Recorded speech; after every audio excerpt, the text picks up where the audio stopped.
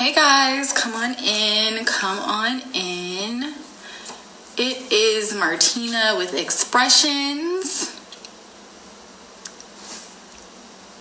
Hi guys, come on in. And we are going to be talking to Tyler Clark. Hey guys, thank you all for joining. Tyler is connecting. Hey Tyler, how are you today? I'm good. How are you? I am good. You're out here popping and everything. We are all like quarantined, but you're still looking good. Keep it together. Thank you. I was like, let me put a little bit of makeup on for the people. Yes. Let me brush my hair. Girl, like work it, right? Yes. Well, you look good, girl. You look good. Thank you.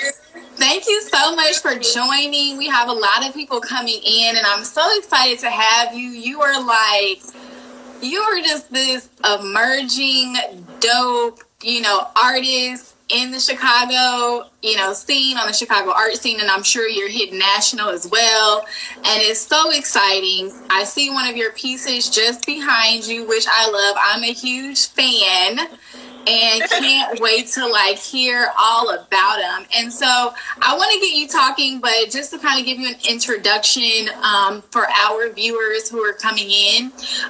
Tyler Clark is a renowned artist, in my opinion, a renowned artist here in the city of Chicago who is amazing. You do a great deal of mixed media art. And also you are a native to Chicago. You grew up in Flossmoor, went to Homewood Flossmoor, and you're a dynamic businesswoman as well. So on that note, I will turn it over to you so you can tell our audience who's tuning in today just a little bit about your background and how you got into the art space as well. Okay, well, thanks for the intro. That was really nice. So my name's Tyler with Inspired by Tyler. That's my brand. So I'm really here trying to paint these pieces and encourage and inspire you all along your journey by telling my story and kind of the experiences that I'm having. So like mentioned, I'm from Chicago, went to Homewood Flossmoor, and I went to Atlanta for school. I went to Spelman and Georgia Tech and studied math and mechanical engineering. HBCU. Come on, Spelman. I went to Hampton, so yes. Kamaya's watching. Yes! I know she's going to hit a comment. 2 great HBCUs. Okay, go ahead. Yeah, and so I studied math and mechanical engineering, and so I don't have any formal art training. And it was something that I actually did as therapy. It was my relief when I went to Georgia Tech. It was such a struggle for me, and so that was really the one way I was able to get through that experience, by painting. And so my friends used to come over and they actually wanted to buy my artwork, and that's when I realized I could do something. So I moved back to Chicago, got a full-time job here, and so I'm working during the business day, and then after work I'm painting. On my weekends I'm painting and really trying to get exposure, put my artwork out there, do events, shows, and all types of things to really grow my platform. So it's been really an awesome journey to see what happens when you pour into something that you're passionate about, because people are really interested and connected to my heart journey and how I really communicate that through my artwork. Yeah, no, I think one of the points that you just hit on, which is very relevant at this time today, is that you initially used and discovered your talent as an artist through trying to find a personal outlet. And I mean, people are doing that now. So can you maybe speak a little bit on that? Because I mean, we have teens and viewers who are trying to discover, what their outlet can be during COVID and during this pandemic. And so can you just kind of talk a little bit about how you started to kind of say, I have something here? Yeah, I think it came from being desperate and being broken and just literally not knowing how am I going to make it through this academic program. It's really different going from Spelman, where it's a small, nurturing environment, to Georgia Tech as a transfer student, not knowing people, very big environment where you're just a number, essentially. And so also, I thought I really wanted to be an engineer, but it ended up not being something that I was passionate about. So that's a whole nother topic of doing things that you really don't want to do because it's something that will equal financial stability, or something that will be approved by most people, something that seems impressive, right? So I was just like at this point of desperation of like, how do I get through this? Because I'm struggling and I'm unhappy and I don't know what to do. And so, I don't know, it just came to me one day, and I was like, you know, well, you do like to paint. Maybe that could be something that makes you feel better. Because I don't really, you know, at that time, I didn't have a lot of time to paint. I didn't have what it took to paint. I didn't have my canvases and paint and all that stuff. So I was like, okay, well, I'm willing to do whatever it takes at this point, because I need healing, and I need to be able to survive. So it's kind of like a survival thing. And so right now, we're all in this survival space. So it really comes to, like, what do you enjoy doing that nobody would have to force you to do? And so painting is something like nobody would ever say, hey, Tyler, like, you should paint. Like, nobody would have to ever throw that down my throat, because it's something that I enjoy doing. Yes. So if you have any type of a creative style, maybe you like to do music, maybe you like to draw, paint. I mean, there's so many different ways in which you can have an outlet that like I may not even be aware of, but it's just important to think about the things that come naturally to you and just spend time on it. And so for me, like, I would literally just like get a glass of wine and just like dim the lights and just do my thing on the canvas, because I was like, look, this is me time. Like, it really was a way for me to shut out all the noise and just focus on my own heart and like my own healing. And I think, you know, that's what's so beautiful about what we're in right now. Like, there's beauty in it, in the sense of like, we're all kind of like silenced right now. Yes. And we're stuck with ourselves and we have to like figure that out. And we deserve to figure it out. We deserve to be able to say like, yo, I don't have to go out to a club in order to have a good Saturday night. Exactly. And so for me, it went from like, okay, I'm partying all the time, to, well, actually, no, I'm going to stay at home and paint. And it was a little bit strange, you know, like I'm in college and I might turn down an event to paint, but you have to know yourself, and you have to know when you need just some alone time. You do. And I think another aspect, and I agree, you know, you definitely need alone time to grow, and we're kind of forced to get that time now. So I think that that's awesome. And that kind of segues into my next question, which from our conversation, I learned that you utilize technology also to build upon. So you had this basis of you love painting, and you found it as a positive and therapeutic outlet for you. But then taking it to the next level, you leverage technology to further your skill set. So can you talk about which platforms you use and how you did that? Yeah. So like, it was kind of hard for me because I like to paint. And so I only knew what I knew because I never had formal training. So just if you think about it, this whole artistic journey has been a lot of trial and error, and just like, oh, let me just try to do what I can see and try to make it happen, but not knowing the actual fundamental building blocks of being an artist or painting. Like, I don't know all that art theory. Like, I just don't know it. So one thing that helped me was like, okay, well, maybe I just did like some guided assistance. Like I did a lot of nature scenes at first, and I really wanted to learn how to paint waterfalls. And I'm like, I don't know how to make water look like it's flowing. Like, I didn't understand the importance of the direction of brush strokes or the direction of like highlights and shadowing and colors. I just didn't know. And so I turned to YouTube, and I just found like YouTube painting tutorials. And so I literally would turn on a YouTube tutorial and sit there and just paint along with the tutorial. And what I loved about that was that I could pause it and like do my thing and then pick it back up. And what was really cool about it was like, I was able to create these beautiful pieces with like so much detail, because they're showing me techniques of like how to really make it come to life. And so for me, I do better with like actual like teaching. I'm not really the type to like read a book and learn that way. So by doing like the whole YouTube side of it, I was able to get like that visual as well as like vocal experience as far as like learning how to do things. So I think also like what's interesting is like now I'm in a space where it's like, hey, like maybe I can learn a little bit more about how to paint in more detail when it comes to people. And so I'm kind of at this space of wanting to like do more research and figure that out. But you can always learn. And so in addition to that, like any type of courses that you could take, do that. At the time where I was becoming an artist, I think I prided myself on the fact that like I didn't take an art class, which may seem like a backward reasoning, but I think sometimes it's like, oh my gosh, like it's so amazing. You did this on your own. Like you didn't even have to like get help. Like you just knew how to do this. And so I thought that was like really, really amazing. And so I didn't really want to take classes. But now that I'm getting older and maturing in my craft, I realize how important it is to have proper training, and how I essentially was building on core, like, building blocks, because I was teaching myself how to do something. I was teaching myself incorrectly. And so now I'm relearning things that I've taught myself early on. So it's just important to always get training, and, like, don't get caught up on, nobody taught me how to do this. Okay, that's cool to start, but if you want to be excellent, you need certain types of insight. So yeah, I think that that's really good advice, though, because, I mean, a few pointers that are major nuggets is that, number one, we have a lot of time right now. Everyone is in the house, right? So it also gives us the opportunity to grow, particularly like teens, right? They don't always have resources. They have art programs in school, in classrooms. They have art club. I know here in the city of Chicago, we have a number of art programs through Gallery 37. But I like the fact that you talk about YouTube, because, I mean, so often, like, we always tease about, like, YouTube or YouTube University.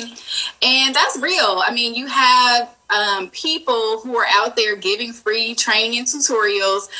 Granted, to your point, it may not be the most polished building blocks, but if you are learning a skill and trying to figure out, is this something that I really like, and you want to kind of evolve quickly and at your own pace, then YouTube does give you that platform. And I think to your point as well, you can certainly build on it once you know that, okay, I kind of have the fundamentals. I really like this. Now I want to invest into it.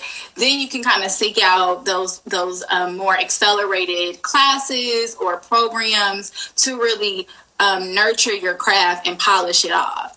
I mean, you got to use the resources that you can. And at the time I was at Georgia Tech, I didn't really have the capacity or the willingness to shift into something different. I was just trying to survive in that program. Exactly. And so even now, like, I want to take art classes. I still have not taken a formal art class, but what's different now is I have mentorship. And so I'm getting certain lessons through people that have done it. So it's working out in a way for me that's really beautiful. But I mean, if you have the chance to educate yourself, just do it. You know, don't feel bad about learning. I mean, it may sound just like really like backwards, but it's really how my mind worked.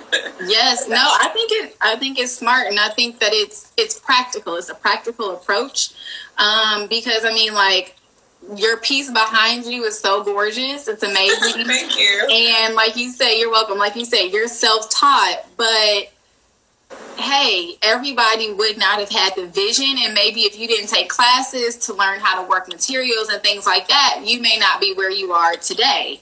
And I think that you should still be very proud that you are self-taught. That's amazing. Thank you. You're welcome. And I think something that I just heard you mention too, are kind of like mentors. So going your route, how did you discover some of your mentors to help you move through the art space in the industry? Yeah, so this whole art thing, it feels kind of isolating. Like, I know when I was, like, growing as an artist, I just felt like it was very competitive. I didn't feel like I could ask certain questions because I never wanted to step on anybody's toes with their information, because it's like, it just felt like just one of those things.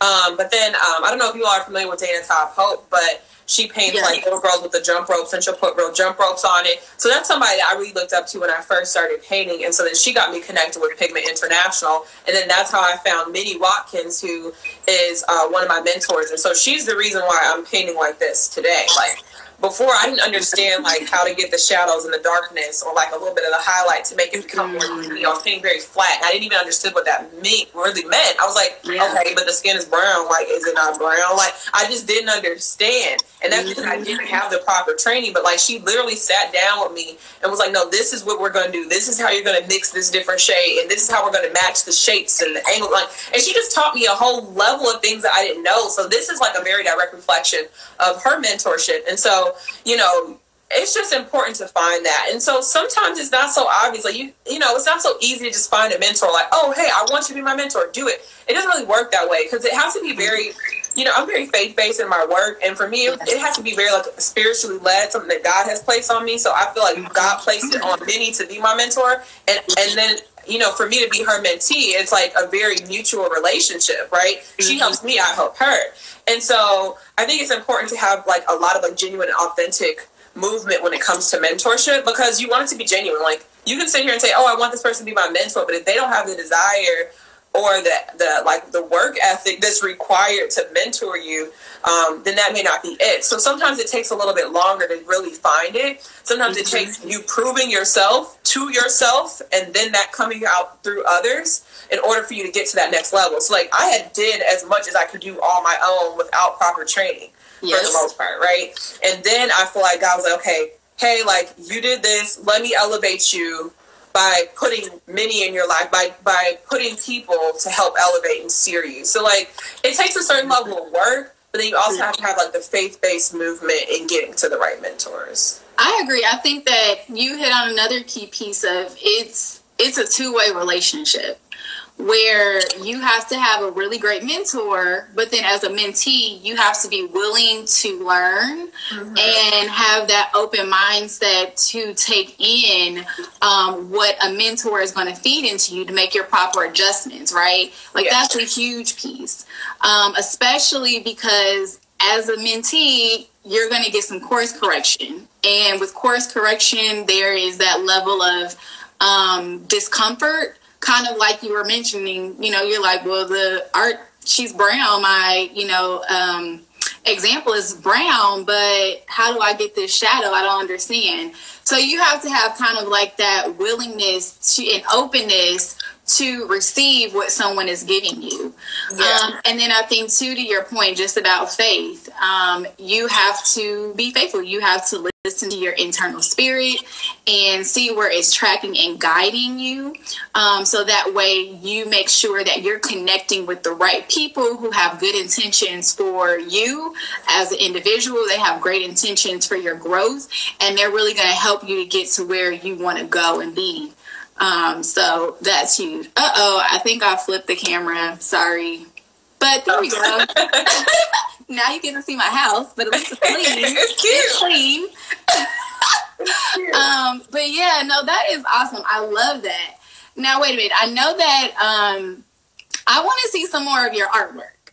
Okay, I got you right here. Art is so dope. And then can you kind of like explain them a little bit too?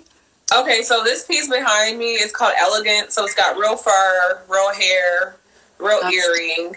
And, you know, like, this is a sister piece to another one that I had that was actually auctioned off at Miss Tino's Wearable Art Gala last year. So this is like a very important style. It's very popular. And I think it just fits like the, you know, I'm a sophisticated Black woman, but I'm still sexy. You know what I'm saying? Yes. Like, you know, it's a vibe going on here. So like, I'm connected with the culture. I like to capture vibes that I want. You know what I'm saying? Yes. So, then here's another one. So I like to capture like kind of historical trends and moments and stuff. Love it. So like, this is my Corona piece. And so it's got like the real face mask and then a real braid on it. And so with this one, I actually just ordered a face mask like this. So I painted this like when the whole pandemic like first happened. And I overlaid it to that little remix song of Cardi B, like saying coronavirus is going, you know, real. That was so funny. So if you just look at my page, you'll see, like, I put a little humor in there, but it really did get real. Like, it did.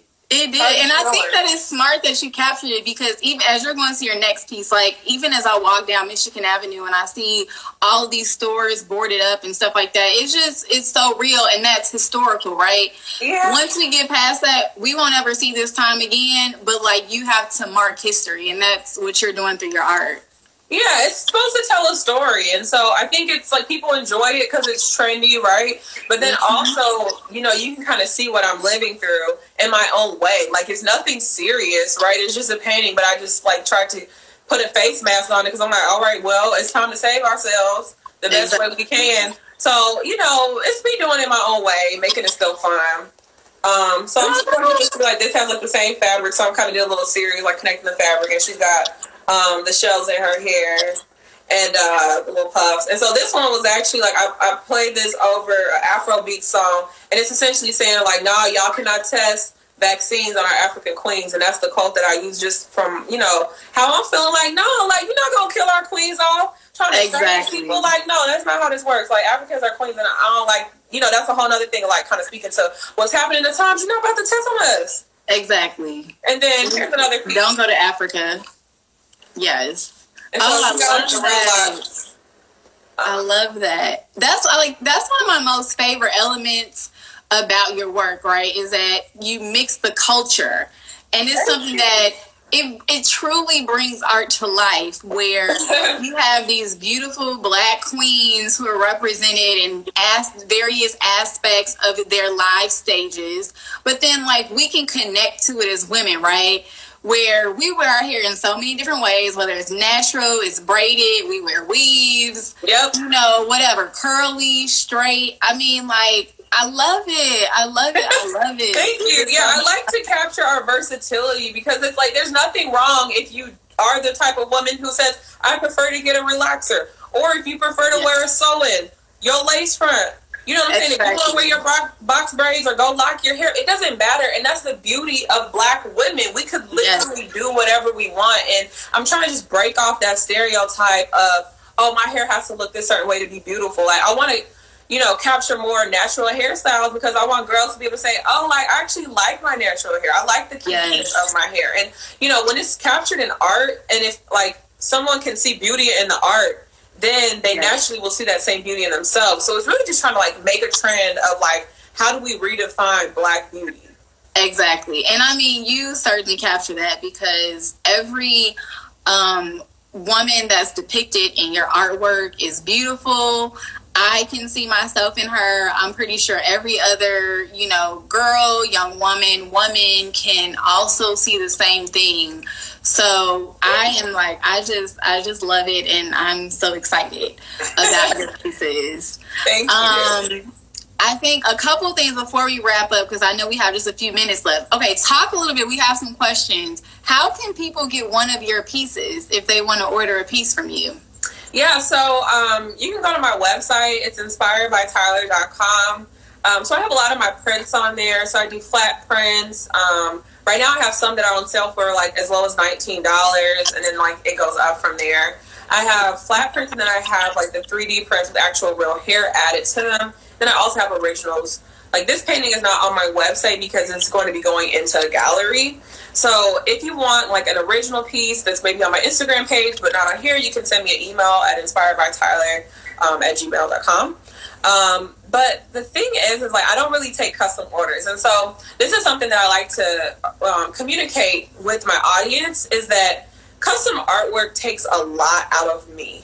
And it's not very easy to do like custom portraits and things like that. So in order for me to maintain the therapeutic element of my artwork and to really maintain my artistry, because this is bigger than a painting, this is ministry for me. This is healing myself, healing people. It's a platform, so I have to make sure that I take care of me. And so right now I'm not doing custom portraits, which is something that everybody wants, which I'm very honored by that. But, there's other alternatives if you do want to own some of my artwork. And if I do get to a point where I can take custom portrait orders, then I'll make sure to communicate that. But I just have to make sure that I'm prioritizing my mental health when it comes to my art, because it becomes like a chore at that point. Yes. And it becomes a job, and I already have a full-time job, so I have to still have some sort of like creativity. And I like the creative freedom, because it's a lot of pressure. Like, they go, oh, like, that's not my nose. Oh, that's not my eyebrows. And I'm just like, well, that's what I see. You're the artist.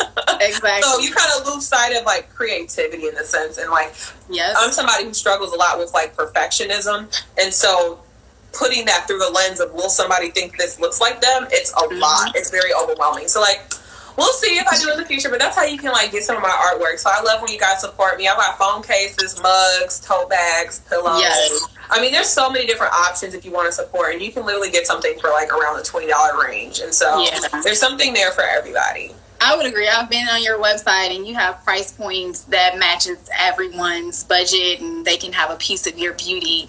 One of like, it looks like someone, I think it's Tonia. I hope I'm pronouncing your name right. It looks like she just joined. I know you mentioned earlier what inspired you to start, but if you can just go back past one more time about when you were at Georgia Tech and it was a lot for you. Can you just reiterate what inspired you to start your work? Yeah, so I really started because I needed a therapeutic outlet. And so I went to Spelman in Georgia Tech, and when I got to Georgia Tech, it was really stressful, very overwhelming. And I just needed something so that I can kind of like make it through. And so for me, that was painting. And so that's why when I talk about how I have to maintain the therapeutic component of my artistry, that's why I have to be very, very strict with myself on what projects I do and how I maintain my health, my mental health through this whole experience. Yeah. Okay, awesome. And then 2 more questions. One is going to be from Peggy. She wants to know, do you do pets or cats, like dogs or cats in your artwork? No, I don't. Maybe one day, but right now I'm primarily focused on Black women. I'm going to start kind of like leaning more towards painting Black men. So we'll see. You know, as my life changes, my art changes. As I heal, you'll see my art develop in some ways. And so, you know, I've been painting Black women for a long time now because I've been healing my heart. I've been healing myself. And so now that I'm kind of like making it to that next level of my healing process, I think you guys will start seeing like just new things when it comes to my art. Hey, Dana, I was just telling them about you. Dana just joined. That's my that I was talking about earlier. Oh, is that the one that went to Hampton? No, Dana Todd Pope. She's the one that does the Jump Rope Girls. And the Jump Rope Girls. Yes. We love your artwork too, Dana. Thank you for joining. Okay, last question. We have just a couple more minutes. So it's kind of a 2-pronged question. Have you had any like celebrity clientele, or if you haven't had celebrity clientele yet, do you have like a wish list of here's who I would love to buy my artwork? Yeah, so I've been painting celebrities for a while now. That's kind of something that I just took interest in.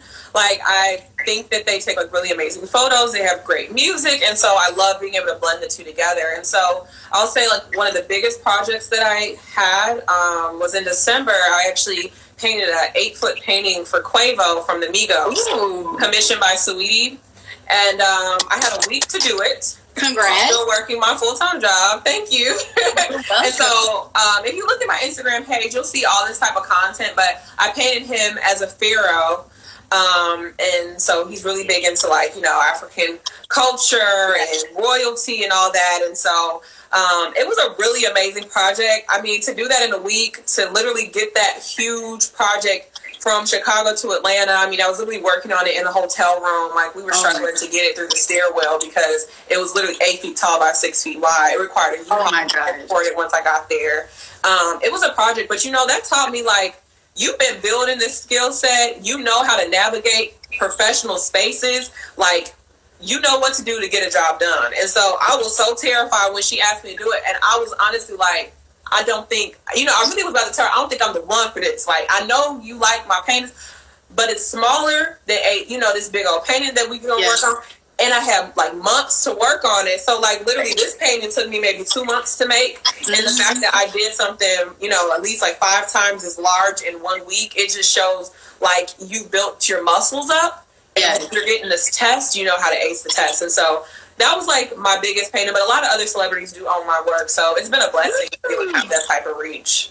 No, definitely. I mean, I think that, you know, get your artwork, larger pieces, you know what it takes to finish them, you know, in real time on site. And now you know how to deliver and work with celebrity clientele as well. So, I mean, that's just the starting point for you. And you're going to go even further. So.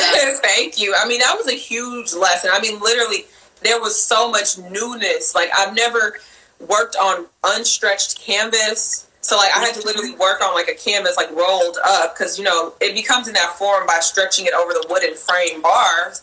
Yeah. So, like, I literally had to nail it into my wall at home, roll it up, ship it down there, take it to a frame shop, get it stretched, and then use a U-Haul to transport it. So there's just, like, all these different elements that I never touched. So I was, like, extremely intimidated. But, you know, when I talked to Sweetie, she was just, like, basically, like, I'm very, like I said, I'm very moved by my faith, and I feel like the Holy Spirit works through me, and I was feeling so doubtful, but when I talked to her, she was just, like, basically telling me I'm the perfect person for this job. And, like, that just, like, warmed me so much inside. Yes. I'm like, okay, like, I'm supposed to do this. Because, like I said, we pour so much of our hearts into the work, and, like, I always have to maintain my sanity in whatever I do, and I'm trying to use my discernment with how to navigate this art world. And so that was, like, the clear definition of, like, this is somebody who values me and my craft, who's willing to support me and do what it takes to get the job done. So it was a great experience, a very major learning curve, and it's really helped me with elevating my confidence. I love it. Well, we are literally at the 4:30 mark. But just to round out today's conversation, what last words or advice would you give to teens who are looking to break into the art industry? Yeah, I would say, practice and perfect your skill set. Stay consistent, because over time you will get better. God will bring people into your life to help elevate you and get you to that next level. And love on yourself. I feel like one of the things, even when I speak about this Quavo piece, the reason why I almost didn't accept it was because of insecurity, was because of doubt and fear, or feeling like I wasn't qualified for the job.